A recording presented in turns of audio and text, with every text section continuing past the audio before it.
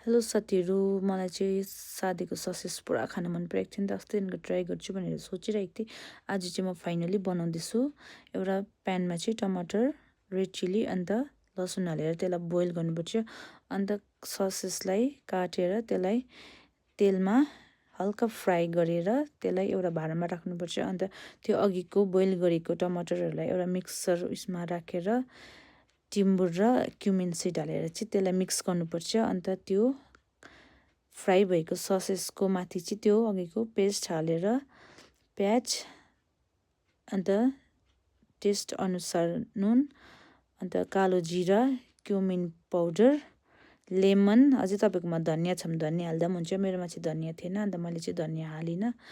त्यो हालेर लास्टमा चाहिँ तड्का लाउनुपर्छ। तेल हाल्यो, त्योपछि कालो जिरा अन्त हर्दी अलिकति हालेर चाहिँ त्यसलाई तड्का लगाएर चाहिँ हल्का मिक्स गरिदिनुपर्छ। त्योपछि यस्तो दामी मिठो भएको थियो। मलाई चाहिँ पुरा मन पर्यो। तपाईँहरू पनि ट्राई गर्नुहोस्, बनाउनुहोस्।